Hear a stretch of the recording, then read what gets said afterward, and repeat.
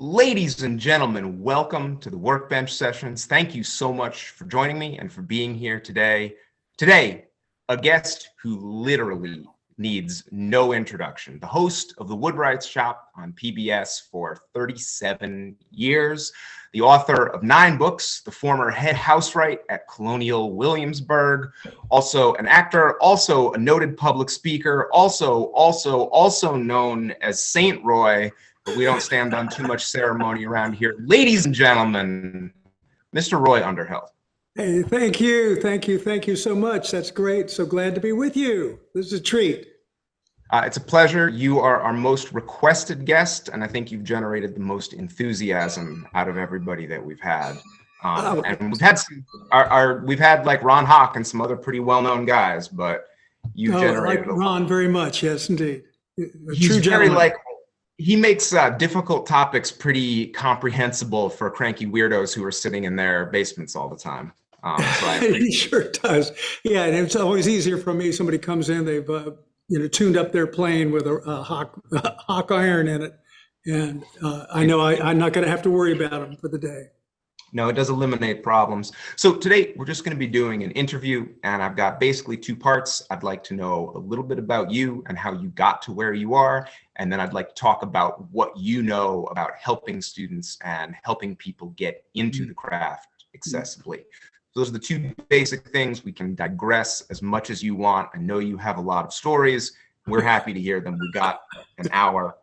I have very clear memories of seeing you on PBS, even when I was a kid, long before I ever really had any interest in woodworking. And when I think back to that, I remember turning on the TV and seeing this person in front of me who seemed so fully formed as a craftsperson, who really understood the tradition of these things, how to use rare and unusual tools, and knew about a lot of unusual crafts. Could we talk a little bit about how during this period, I mean, I probably saw you first in the 80s when I was a kid. Woodworking was a less popular, less well-known hobby. How did you gain the level of expertise that you have right now? Wow. Okay. Well, one thing, let me say, I started the television program and working at Colonial Williamsburg at the same time, almost within 30 minutes of each other. I got approval on the TV show and working at Williamsburg. So, a little bit going before then, but being with the craftsmen at Williamsburg was just the best possible school. I could always taken in from just brilliant craftsmen. And, I like to say, I'm not a craftsman, but I play one on TV. I can tell you more about that. That's somewhat untrue. That seems a bit unreasonably modest. Well, I can address that. Yeah. In fact, what is a craftsman? But nevertheless, I had good teachers around me, whether they knew it or not. And also, when I started out, there wasn't such a huge body of knowledge about this stuff out there in the world. And so things that I was asserting or presenting at that time, would look pretty bad. The other thing that helped me out was it was low definition television back then. So I looked like, I said, damn, this guy's good. As soon as I went to high def, people could see up close what I'm actually doing. And they go, oh my God, what happened to this guy? He's terrible. By then you had improved a great deal. By the time the technology caught up, your work was much better. Actually, yeah, I got to say, I had this school for 15 years and you do not know what you don't know until you start teaching. And you've got 10 people every couple of days asking you about, 10 different questions. You say, I don't know. You don't know what you don't know. And the other thing is the students are all, they're enthusiasts. They're reading all the blogs. They're watching all the videos. They're reading the magazines, stuff that, I just couldn't. And I can pick it up by osmosis from around the room. They're saying, well, what so-and-so does, the way he does this is da-da-da, I'll listen to that. And so next week I'm teaching it and I say, well, let me show you the way to do that. It does remind me a great deal of being an English teacher when sometimes I was about 1 chapter ahead of the students. You bet. You got to stay one joint ahead. Yeah. So I can kind of understand how somebody might have been a competent furniture maker 30 years ago when you started the Woodwrights shop. Like those skills, furniture making skills aren't so uncommon. What I'm really surprised about is that Colonial Williamsburg needed a head housewright. And you had the ability to do that. I mean, I'm an okay woodworker, but if somebody wanted me to be a housewright, I'd be like, listen, you've got the wrong guy. You need to call somebody else. How did you have a body of knowledge where you could do historical house building? Well, looking at the artifacts, and that's the only way to do it. You look at the surviving structures from the time. You track down old windows, old doors, old house frames, and just put the pieces together. So a lot of it's detective work, and I don't know if you can hear that, but I have right here on the street. This is how I corrupt people. I've got a huge shop window over here, and people walk by. Lots of noise out there. But anyway, making, there's going to be a window that's going to survive from the 18th century. You see how it was put together. You find the tools from the time, and then you start putting the puzzle together, and you know you're going to be wrong, a good number of times, but you're going to get it right after a while. And just looking between the tools and what they made, you can figure it out. A craft like window making is particularly interesting to me because you really need it to come out right in order for the window to be functional. Was Absolutely. learning how to make sash windows, was that all reverse engineering, or did you find somebody who still knew that craft to an extent to teach you? No, the book, and I think Chris Schwartz has reprinted it, Window and Door Making. Yeah. That we had an early copy, old copy at Williamsburg in the library. And so that was a good teaching piece on that. And there's also talk about the window making in Walter Rose's The Village Carpenter. Yeah. There's some misinformation out there in rather well-known books on making windows, but it was a mysterious thing. I think even in these early books, and they say the days of making windows by hand is long gone, but Amazing. Have them just delivered to the building site. yeah, oh yeah, they were mass. They were done in sweatshops. Terrible stories of the sweatshops when the village carpenter, the village joiner, things started to break down. And it was done in mass production. You're paid by the piecework on these things. And Mayhew, a contemporary of Dickens, who wrote about those sweatshops and the window making shops. Now I got to say, I love making these because my life is so chaotic everywhere else. Making windows is like a little island of order. Tranquility. Yes, order and tranquility. Everything you have to maintain. You've just got to keep it together when you're doing this, or it's not going to work. And it's such a stretch for me. I go into another world. Yeah, it really seems like for a lot of woodworkers, I know for me, it would be a real stretch to build a sash window. I would have you to can do this. up my skills. Come on down. We're going to do it. We'll put you on seeing how you can do it. This is done with the stick and rabbet plane so that it cuts both the molding down here and the glazing rabbet on the back. That's the American style. We can teach you British technique as well. Yes. That's absolutely phenomenal. I've heard and read that you were involved in the Back to the Land movement. You were younger, homesteading, living off the grid, as we would call it today. You bet. That must have played a role in your development as a craftsman. Can you talk about that a little bit? Very much so. Yeah, this was in the 1970s. We're living, there was the big Back to the Land movement, the Whole Earth catalog, the shelter books, and everybody's just, this was a whole huge thing. Woodstock Nation, Woodstock Generation. Mm. and just a huge amount of work.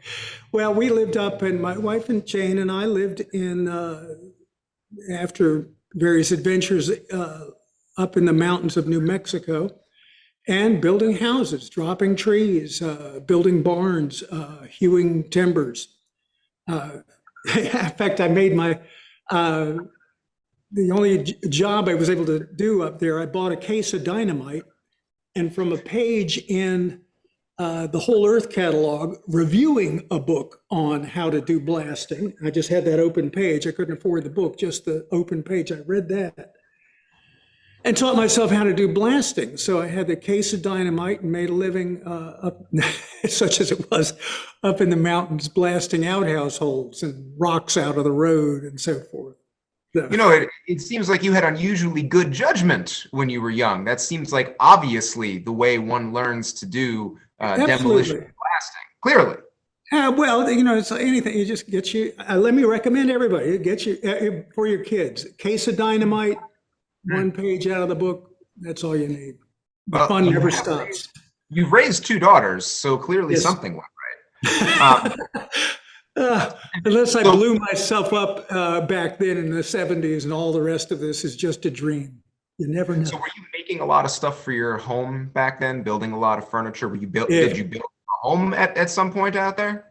Oh yeah, yeah. I blasted into the top of a mountain, looking out down the valley. You could see, if the earth wasn't curved, you could see your butt standing on top of the roof, because it was way up high, looking way out. And if there was anything in there, you had to make it. Water, carried up from the well way down below in the valley. It was wonderful. I mean, it seems like there's a renewed interest in that sort of thing right now, and homesteading has become kind of a buzzword for people. So Yeah. it's interesting to hear about people who are doing it. I feel like it ran, like, I have a hard time imagining it in the 80s, where there was a Ooh. different culture and people weren't as interested in that sort of thing. But it's come back again, and it does seem to tie into craftsmanship and making things. Yes, and it's an old cycle too. A lot of the books we had to go on in the 70s were written in the 50s, in the 30s. You think of Thoreau. There was 5 Acres and Independence, written in the 1930s, I believe it was. When again, the society was under a whole lot of stress. People just said, "Man, I just gotta, give me a break. I'd Yeah. rather be splitting and stacking firewood than just dealing with this the crazy world around me." And and it just goes back in time. You look at the way Moxon introduces the doctrine of handiworks, mechanic exercise. He just says how pleasant and healthy their recreation is. People who know how to make things with their hands. In other countries, people make things all the time. What's happened to England? Now, this is 1687 or so. You say, what's happened to our country? Nobody makes things anymore. Let's learn how to work with our hands again. 1687. So it's an old story. Now, a lot of your knowledge clearly came from books, but I assume even before Colonial Williamsburg, there must have been some actual mentors, some people in your life who showed you some things. Mostly self-taught, but I hate to say, but I was hired right away by the theater department at the university to build sets and props, and was good at it, and so worked all through university years. And so then finishing that, I got to say, the luckiest breaks I had after getting out of school were the jobs I did not get. If I had gotten a job, like teaching, heading the preservation technology department at local college, that might have been enough, and I would have given up on the more far-fetched ideas like doing a TV show on traditional woodworking. And so I lucked out a bunch of times with things that I thought I wanted, opportunities to work for other people, and ended up back on my own.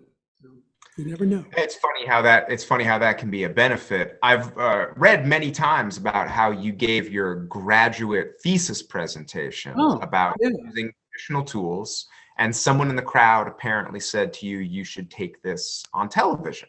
Yes. And it went bing. I said, That's that's a it. light bulb moment. What I Yeah. find really interesting and what I want to ask is, I know that PBS rejected it the first time. Hmm. Well, it wasn't the right time, and it wasn't his fault at all. The gentleman who said, "No, let's make this a little more commonplace and accessible. Could you do something on?" He was suggesting that this was a little bit far out, doing it all with hand tools and so forth, and making wooden rakes and shovels. Who needs that, But to my mind, it had the same formula as the French chef. Everybody likes woodworking, but Julia Child is teaching French to American. All right, so it's the same and familiar, but with a difference. Same with this. It's wood, it's steel, it's cutting, but it's all old school, old rules. Now, what happened? Nevertheless, so I believed in it. I came back a year later, and fortunately, they were. Well, I brought an axe with me to the interview with the fellow. So maybe that did it. He was anxious to get the guy with the axe out of his office because I kept gesturing, "Oh, this will be great. This will be great." And that may have made the difference. But nevertheless, they were looking for something to do during the summer, and I walked in the door. So you never know. Okay, so it was definitely a situation where they were looking for some programming and you had a fully formed idea. Yeah, and it wasn't so much. I got to tell you, my director I worked with at late, Mr. Gary Morton, I worked with for all those years.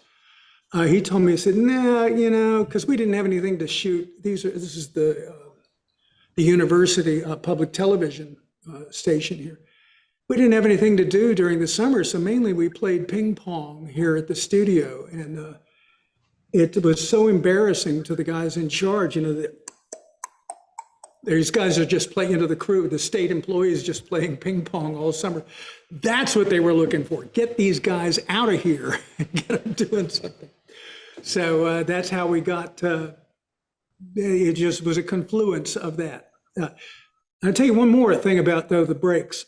Yeah. I was at a PBS convention. I met a fellow in the elevator. He said, "Oh, hey, you're Roy. You don't know who I am, but I made a big difference in your life." I said, "Yeah." I said, "Yeah. I'm the guy at PBS. I get all the local production people who send in tapes of shows they think would go national on PBS. And, mainly my job is throwing them in the trash. Put them in, look at, and throw it in the trash. Look at it, throw it in the trash."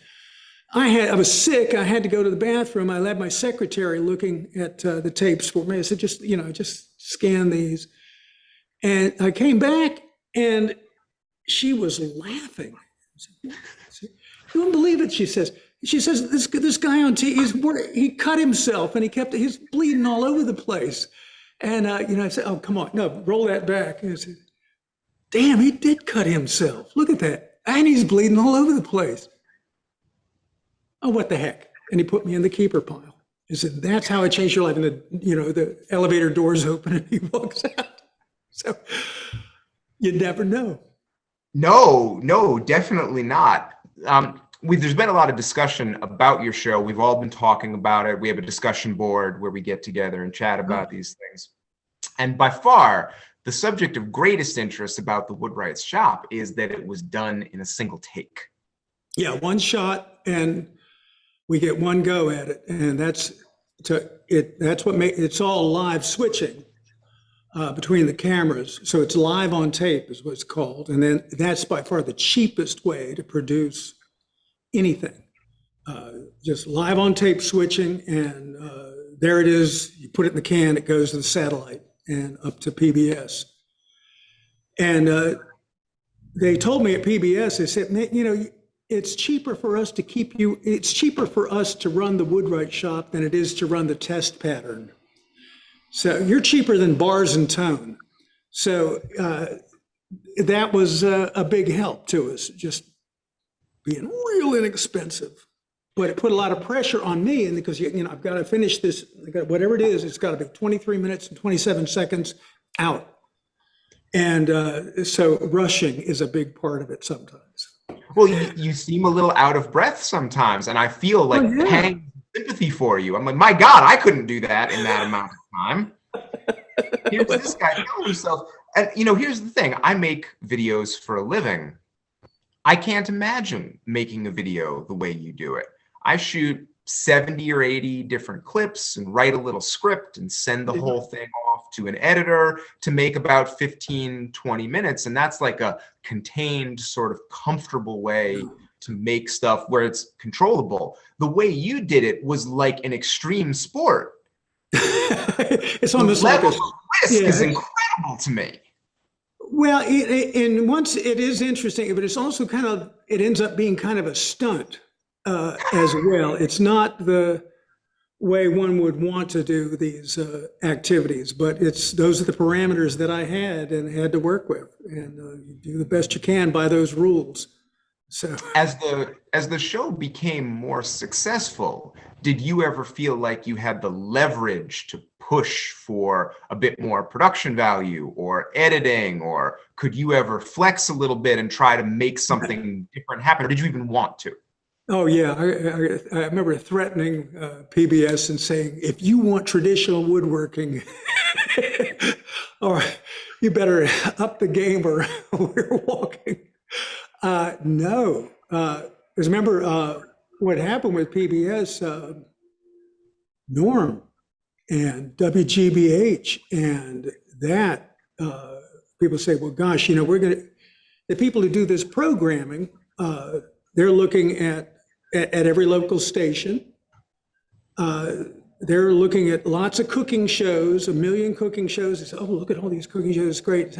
How many woodworking shows do we need? We've got this guy, with hand tools and stuff like that. But on the other hand, we've got WGBH, we've got Norm and Russ Morash and the This Old House connection. So that put, that was hard because people would choose, say, which one should we run? They'd run the one that gave them the best advantage. And did you ever feel any rivalry with that program, or did you? I mean, great show. Really good it was very good television. I respect that craft. And I wonder if the incredible emphasis on, it's almost like, today we're going to make a Windsor chair. Here's the Windsor chair machine. We're throwing the wood into the Windsor chair machine. Here's our completed Windsor chair. That's a cruel way of putting it, but they would say, why did they do that? Why did they emphasize all the hand tools? I don't know. I don't have any inside track, all the power tools and all these elaborate machines and jigs and stuff like that. And I wonder if it wasn't to differentiate and give me some space. So it may have been a little bit of kindness, which it's not like there's nothing need to acknowledge about the machines. They're sort of interesting in and of themselves. They have their own charm too, even if you prefer the hand method. One of my patrons wants to know if you feel like the pressure of doing a live recording helped you define a personal style. Oh yeah, because it's live and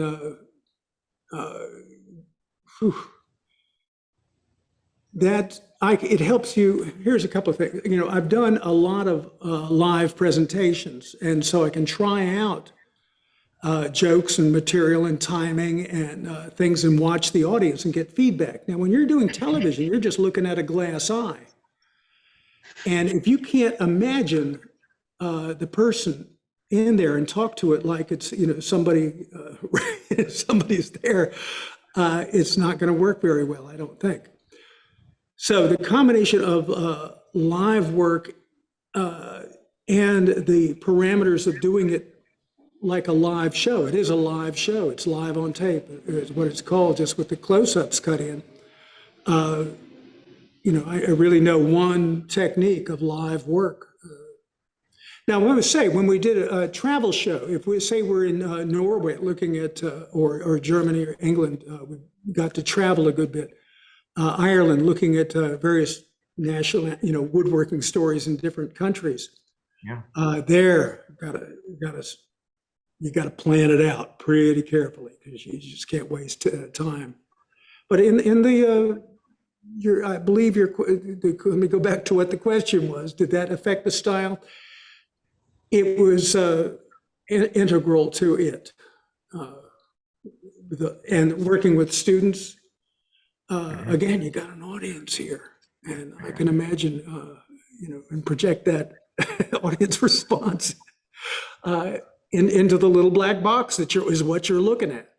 No, Yeah, I'm really struck when I watch my early videos how stiff I am on camera and how unengaging. And I think it's because I hadn't learned to imagine the audience yet. Yeah, who do you see when because let me ask you first, who do you see when you're talking to the camera? Who are you talking to? I think about somebody a lot like myself, somebody in a basement or a garage or a shed. And I think of someone who's confused, which I often am. And I'm trying to be the person who's fixing the confusion. And how old are you when how old is the self that you were talking to? In my 30s, because that's when I started woodworking seriously. And that was when I had a lot of energy, but very little judgment. And I had a lot of accidents and wasted a lot of material and did a lot of things very poorly. All right. Now, I'm talking again. I'm talking to when I'm looking in the glass, and I needed to do that. We're interacting now, so it's very different. But when you don't have any kind of feedback at all, who I'm talking to is pretty much myself when I was 13 or 14 and wanted to know how to make things. Yeah, yeah. And I was dealing with a slightly different audience. Remember, in public television, you've got to appeal to folks who are not at all interested in the subject that you're doing. It's got to be interesting enough that it'll draw them in and they'll like it. It's a little different, when you have a more specific audience of more sophisticated viewers, such as yourself. Another one of our live viewers wants to know if you follow some of the most popular woodworkers these days, like for instance, Paul Sellers or Rob Cosman, some of the people who are really well known in the magazines and on YouTube. Do any of those people interest you, and do you follow their work? No. No. That's completely fine. No, I want you to, if you have Peter Follinsby in the class, I want you to, I always whisper to the students when he's teaching, I said, you know what really is going to help this along? After Peter tells you how to do something, say just loud enough to be heard, you know how Paul Sellers does this? He always, it'll just do that. It's like lighting the fuse.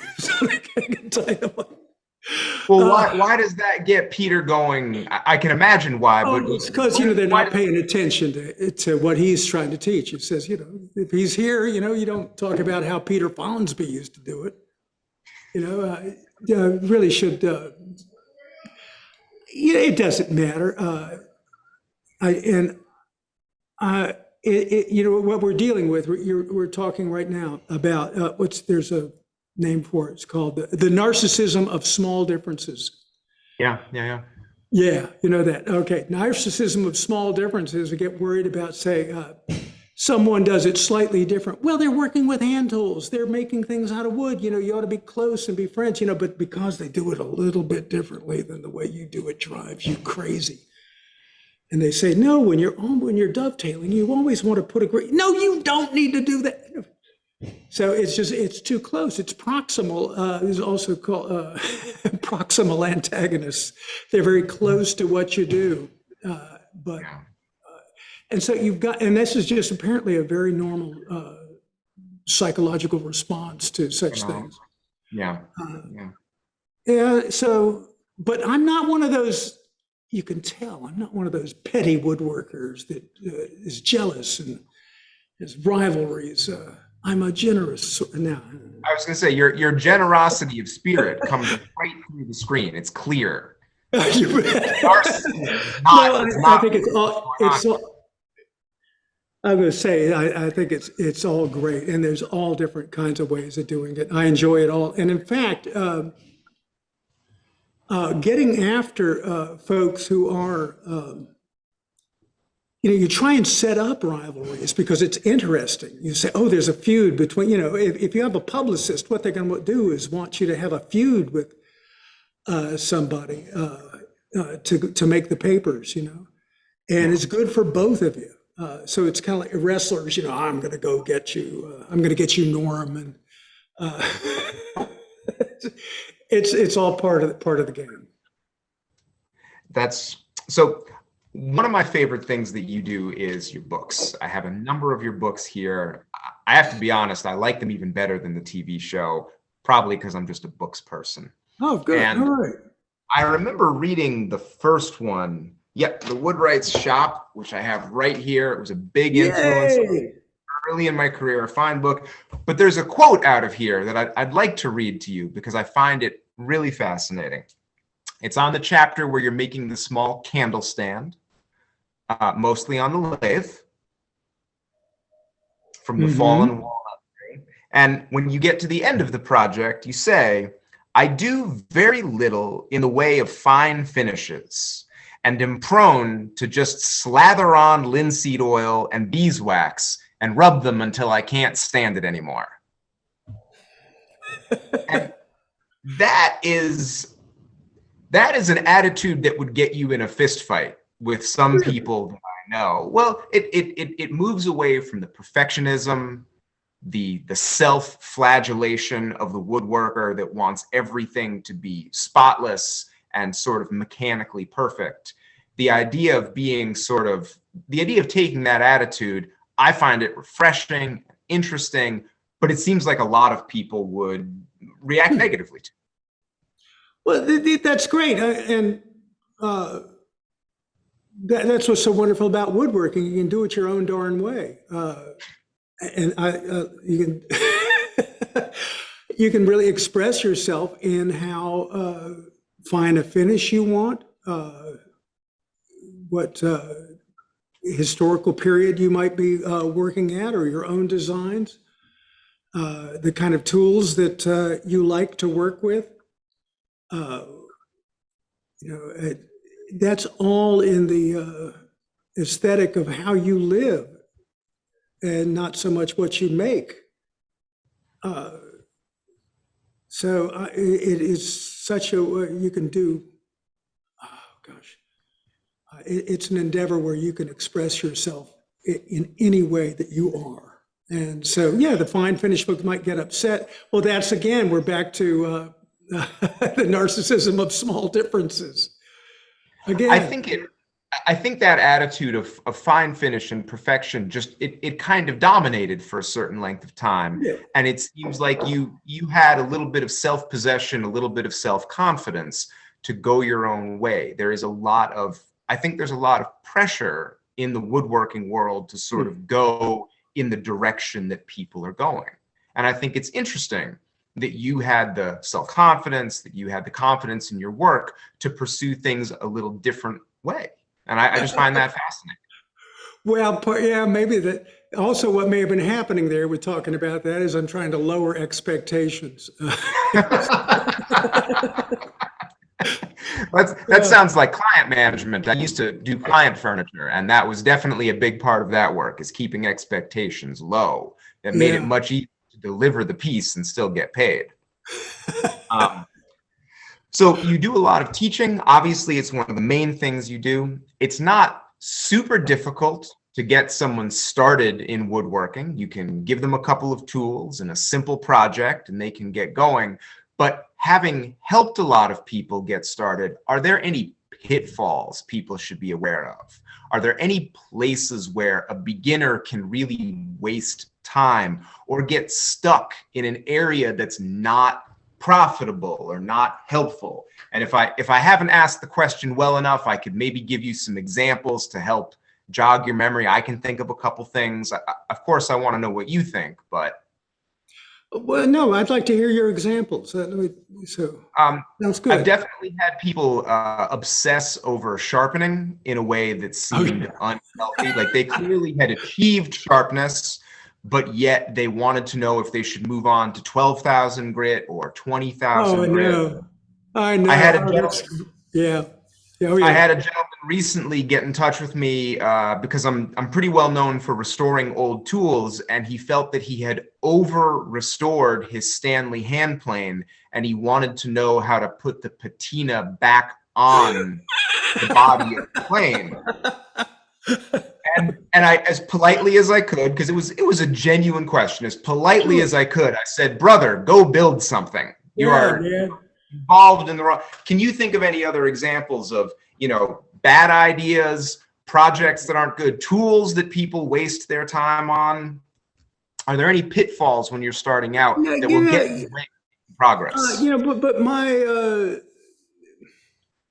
my pitfall might be someone else. What I consider a pitfall might be somebody else's path to genius. So I'm just become much more reluctant to judge on any of those things. But you're right, obsessing with sharpening. How shall I say?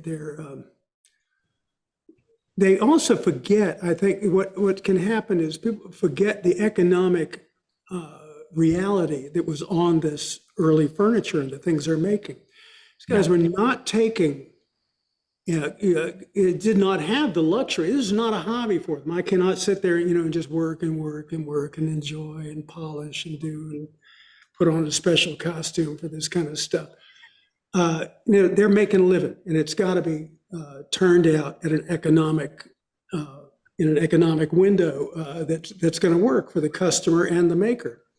Yeah. And if you start to forget that reality, it's going to be real hard to replicate historic work because it was not generally done as a hobby. It was done by people working by hand for a living. And that's what you want to look for. Let me show you something. You talk about the patina. I'm Please. jumping off your subject, but I want to show you this little scrub plane. I've got.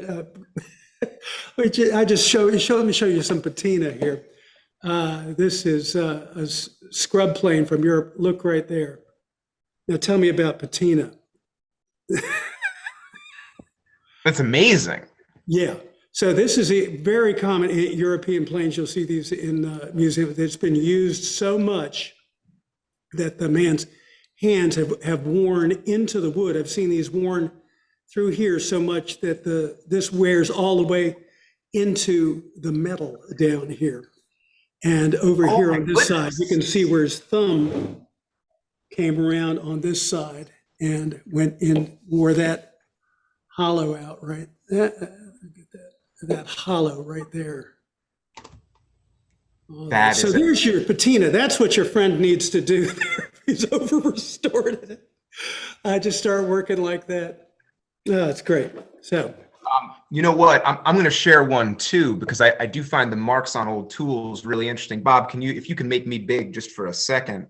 So here's a Scottish infill plane, and you can buy these off eBay for not a lot of money. And this is one of the nicer ones I have. It's made from gunmetal, which is like a brass alloy. What I really like about this one is that you can see from the polished parts on the toe, you can tell that as the craftsman was working with this, he gripped it like this.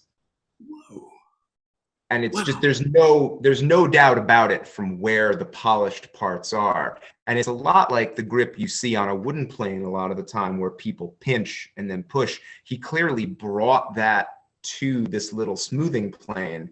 And you can see the shiny spot and how my index finger fits right in it. And there's a corresponding thumb spot. And it would never in a million, I would hold it like this. It would never in a million years occur to me to hold it that way. But looking at the marks on the tools is incredibly illuminating. That's wonderful. That's wonderful. All right. Can I show you another one now? We're doing it. Let's go. All right. Let's just We're into do Okay. it. Let's do it. American jack plane. Now it's American in that it became Americanized. Came from Britain and it had a beautiful, the beech handle with the up here. It's a single iron, probably early, no cap iron. Yeah. It was a jack plane, and the guy enlarged the mouth. He wanted to scrub away with this thing. So the mouth is now big enough. I'm sorry. The mouth is now big enough you could do puppet theater down inside here. Careful on that edge. It's a single iron. There's no cap iron, and you can see the way the steel, or where the steel and the iron meet there. See that shiny spot? The forge weld. That's the forge weld of the steel layer on the wrought iron body. But what's most wonderful is the tote here. Yeah. The tote, the handle here broke off, obviously, and it was replaced. This is a dogwood branch. So this came off of a tree, and you can see, so the grain is continuous like a ship's knee coming around here, the branch coming off of a dogwood, which is really hard to split anyway. But that is the story of a British plane coming to America, what it went through. So that wonderful story, any tool with a story, I think is great, like your plane there. Yeah, I could do that all day, but I think I'm going to move on to some more questions, because that's what I promised people. I have a lot more old tools around here, but people can tell me in the chat if they want to see more stuff like that. A lot of people have also remarked during the Woodwright's shop, you would do dovetails sometimes, and you were excellent at sort of demystifying it, but also doing things like cutting dovetails with a ripsaw, things that really surprised people with their speed and yet still doing it really well. And a lot of people really seem to have their minds blown by doing things like coming in with a big handsaw and cutting dovetails that way. What were you trying to accomplish doing it that way instead of using a very fine dovetail saw? What was I trying to accomplish? I don't know. I just to cut the dovetail. That's all I wanted to do, really. Not make a statement so much. But I'm going to be, well, there's a cult of these now too. But I'm going to be teaching coffin making in a day or so. And I have got to get people to use not just the RIP saws for the coffins, but also, well, here, like this. I'm sorry, Roy. I'm going to call a foul on that joke. That was unacceptable. I'm sorry, sir. We must terminate this mistake. What is important undertaking we're doing here? I'm going to try and get people to use the small little panel saws, rather than they've got to kerf the coffin sides in order to bend them. So they'll kerf them, and then we'll pour boiling water over them. And instead of using this saw, they've got to use this one, and it'll be a stretch for folks. I'll have to really do some persuading. But maybe I think what's happened is these, just the crosscuts fell into disuse so much they weren't kept sharp, and folks kind of lost belief in them. So. Those panel saws are remarkable for how easy they are to handle, and also how little they clutter up your bench compared to, I have big hand saws and I've got small panel saws over in my tool chest, and I love the panel saws because I can actually leave one on the bench and still get something accomplished. That's right. Well, the hand saws have to go back on the wall. They're too big. Yeah, but technically for these, you need them because you need a kerf wide enough for the kerfing to allow the bend. If you use a very fine saw, you haven't made enough space for the bend to take place. So yeah, a lot of good reasons to be doing this. It all makes sense. Well, while we're on the subject of tools, a lot of people asked that, restoring old tools used to be the way into the craft, but they're becoming more expensive. Meanwhile, we have excellent high-end tools, and the affordable tools are getting better. What do you advise new people getting into the craft? restoration of old tools, high quality new tools, affordable new tools? What's your, if someone comes to you and says, I have a little bit of money and I want to start woodworking, what would you tell them to do to start building their tool collection? Gosh, here's the thing, working with the old ones, you've got to have some knowledge or learning curve to get them in shape very often. Sometimes they're just perfect and ready to go. You buy something new, it's going to be sharp. It's going to have, be ready to go for them. So, where do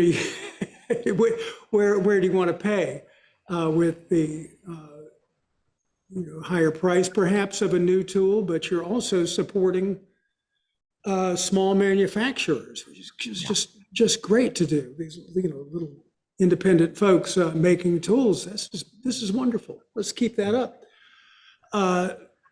The old ones sometimes need sharpening, tuning. Sometimes they're really badly damaged. It'll take a lot more time from you getting them working and be frustrating for longer.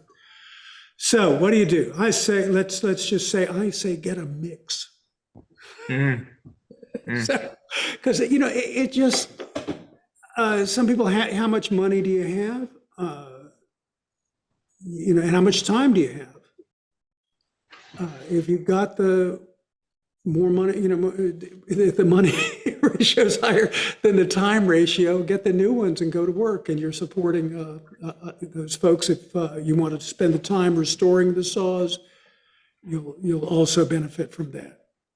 I've restored a lot of especially old Stanley planes. And one thing I do find about that, and the thing I tell people, is once you've restored a couple of them, nothing is mysterious about the tool. Yeah. You understand every single part and what it does, and you won't even be hesitant to modify it a little bit. If something is broken and you think to yourself, well, I could tap a bigger hole in there and I could get another bolt in and I could keep going.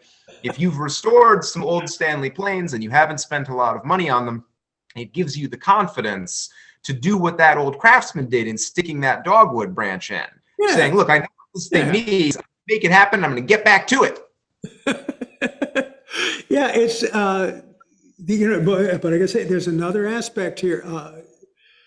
A lot of these things are artifacts, and there's an ethical behavior with artifacts too. So some of them, you say, oh, I could fix this up and make it workable and use it again. I could use this just right now, but nevertheless, it's a floor plan. Yeah, you don't want to destroy historical evidence and things that came. Treat them like furniture. If you find something early antique, you don't want to restore it. Leave it as it is. You know that lesson. And yes, very much. Yeah, same with these tools. You may not want to destroy that historical information that's on them. People have often asked me to restore vintage furniture, and I always refuse because I don't know how to do it. I'd be afraid of ruining the historical value. I can build something, but really preserving an old piece of furniture, it's a totally different skill set that I just don't have. And so I've always shied away from that work personally. Yeah. You always see that on Antiques Roadshow. We say, well, if this hadn't been restored, it would have been worth $40,000. But since somebody restored it and refinished it, it's worth 15. So it's something to think about with tools. I have an old table in the shop right now that I'm about to make a video on. It's from about 1890, and it was made with the mortise and tenon construction that you would expect. But as the mortises and tenons loosened a bit, the owners clearly didn't know what to do, so they glued scraps of softwood to the inside of the legs and then nailed through them to hold the table together. And it's interesting how, these are people, whoever tried to fix it clearly didn't understand the way the joint worked and didn't know anyone who could have fixed it, because it wouldn't have been that difficult to fix the joint. But just the knowledge of even how it worked was clearly gone by the time somebody wanted to do a little repair to it. It's it's funny, there's a lot of this is slightly in there on what you're just talking about. The trying to replicate machine work, construction by hand with hand tools, or the opposite, trying to replicate handwork tools with machine tools. Often it goes pretty badly. The designs, the construction of the joints made to be, you can't replicate them with hand tools because you needed high-speed rotary tools in order to cut these joints efficiently. And you try and do it by hand, it's just going to tear up. You just put too much pressure on the wood, and vice versa. So that kind of led us off, but nevertheless, you will learn a lot from the artifacts, as you did right there, the way people responded to it. Very much. One of our viewers just asked, do students come to your school with an overly romanticized notion of what the old timers did? Do you find you need to lower their expectations when you encounter them? Romanticized. No, I don't think I have too much of that problem. And if they do, once they see how much work it is, I can give you an example here. I'm in my little school in this small town, and a lightning storm came up one July, and all the power's out all over town, everywhere. Everything is dead. And I'm in here, I got my plans, and I think, look at this. Here I am, the meek have inherited the earth. I'm working away, and it's great. I can keep on going. It took about 20 minutes in here without air conditioning before I said, oh, hell with this. I went to the bar and to deal with the beer that was getting. Yeah, it is. I for the first time, I'm in a basement instead of a garage, and the luxury of climate control is one not give up. I'll hand cut every joint for the rest of my life, but I'm staying in heat and air conditioning. I think hand tool woodworking definitely depends upon good air conditioning.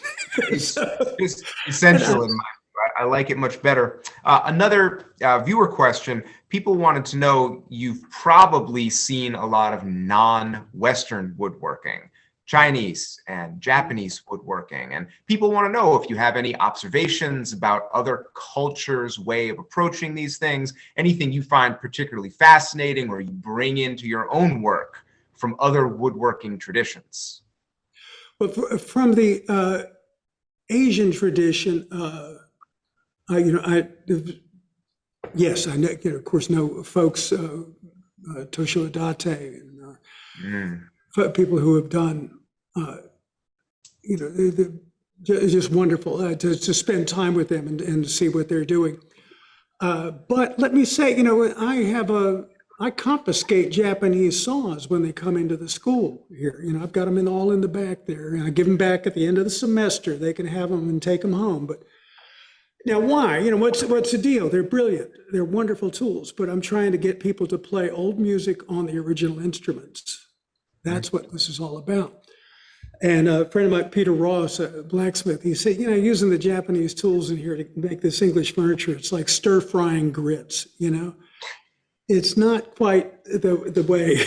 But it's brilliant. People do wonderful, wonderful work. It's just not what we do here. I am trying to get people to work with, this. Here's an example. Now I've gone off of the culture thing, because you can see what I say. But folks, what do we use to glue everything? We use hot animal glue out of the pot, and that's the stuff for it. Now people ask me about, say, well, what do you, this modern, say, no, that's not what we teach here. Everybody knows how to use yellow glue. You don't need that. This is where we're going to do the things that are worth coming to a place to learn how to do the hot glue, the animal glue out of the pot with a brush, fast. So Uh, what have I learned from the Asian? Just that they're way into it, aren't they? I I sometimes wonder if the American impression of the Japanese woodworker is more intense than even the Japanese woodworker is. If we are Probably. exoticizing Yeah. the mysterious Asians in a way that's in its own way sort of disrespectful. I think, yeah, right on. I think so. And but oh well, here is an observation. I once tried said, oh, I see here's a Chinese a bamboo chair, Chinese bamboo chair. I'm gonna make this. It's great. Well, of course, I grew up, like everybody here, working wood. I know pine, oak, walnut. I got it. But spent my life doing it. I spent my life doing bamboo. It's an entirely different material. It's like I'd go into another Yes. planet. And my arrogance in thinking that I could transfer my skill with, and understanding with wood to bamboo. Oh boy, a lesson in humility there. A Oh. whole different thing. Do you think that as we're sort of wrapping up here, most people who work wood focus on furniture, and that makes a lot of sense. In the last couple of years, I've met a couple of coopers, and I think coopering is really interesting. Are Yeah. there other wood-related crafts that are underexplored that you think people should maybe look at and try to get involved in? Because there's a lot of things beside furniture you can make with wood. Mm-hmm. Cooperage, definitely. Make your own damn barrels and set yourself free. I think we're make well, we're making the pine overcoats. I never heard that before. Wheel writing, brilliant stuff. Make sure you read the wheelwrights shop. Yeah. And making a wheelbarrow is just a wonderful journey. I've not done boat building to any degree, and that's a whole nother world. But I'm so glad you're looking at the cooperage. You think about chair building and furniture building with the flat surfaces is those are two different worlds right there. It really takes kind of the eye of a boat builder to build a good chair. Sure. I should think they transfer a little bit. But yeah, I'm so glad to hear about cooperage. We're looking at having a cooperage class here, and Oh. one of the nice things is it's a thing we make with Atlantic white cedar, and you can get white cedar big enough. Wonderful, wonderful wood, but it's just been cut out. It's been mined out. But now this tree is coming back big enough that we could make white cedar buckets. Yeah. Just like they did. Well, I have one last question, which is that your books are filled with references to other books, which is very useful. It's like a little breadcrumb trail. You can follow and find all these other works. Can you think of any older books on woodworking or any resources that you think are underappreciated today? What should more people be reading and looking at that just hasn't gotten into the public consciousness yet? I think with the internet, everything's in everybody's consciousness. Everybody knows the works of Andre Roubaud, of Moxon. Yeah, it's all come back into focus, and people way ahead of me on that. What I would say though is these are not, woodworking was a regional thing. What is underexplored, like people make, I'm traveling to some place and I'll see a shaving horse that somebody's made. And damn, if it doesn't look like the shaving horse, in my book or somebody else's book, I can identify it. Well, wait a minute, what was the shaving horses made that were made here in this part of the country? Yeah. We did we got to do a wonderful thing at the Museum of Southern Decorative Arts in Winston-Salem, MESDA, for a wonderful collection of Southern furniture. And instead of looking at the furniture standing up, we were on garage creepers, looking at the tables from underneath, looking at every rule joint, every layout line underneath, and understanding how these regional guys did it. Such wonderful variation. So Yeah. that's what I think people need to do. Look locally and work wood globally. I do think that it's very interesting that you say that. I live in Northern Ohio, but I'm not from here. And when I go to furniture shows and antique shows, I see pieces of furniture that I've never seen in a book or a magazine because they were just regional styles and nobody made them anywhere else. Yeah, and you had ethnic styles coming in, people still making the way they did in Norway and Germany and Poland, we had a lot of Polish immigrants. Yeah. So there's Yeah. all of that stuff that was coming into this area, and it created these very specific styles. And you just don't see them anywhere else. I wish more people, I don't know what it's like in every other part of the country, but everywhere I've lived, there's been regional furniture Yeah. that is unique. And it seems like people don't look at that stuff too often. But that's what they need to do. It's because it was built with that culture coming in and the resources in their area with the trees that were there, the wood that was available there. And that's what's going to get lost, but with this homogenization. Yeah, where I live, everything is made out of soft maple because we have silver maple trees everywhere and they're weed basically. And so everything is made out of silver maple, which is interesting. You don't see it other. Here, red mulberry used for chair building. Brilliant. It's great stuff. That's fantastic. Roy, you have been more than generous with your time and experience. I know we've all enjoyed it a great deal. I've looked forward to it, and I hope you know what enormous influence you've been on the community. You probably get tired of hearing it, but a lot of us got our start, at least in part because of you, and we're really glad you're still doing it and taking some time. How kind of you. Thank you. And I sure appreciate your folks indulging me for this time. Thanks for inviting me. Thanks a bunch, and be well and stay safe. And I hope to see you in person sometime. I hope to make it out to the school. Excellent. Thanks a bunch. Come on down. We'll make a window. And as I say, may the grain be with you always. Have a great day. Bye.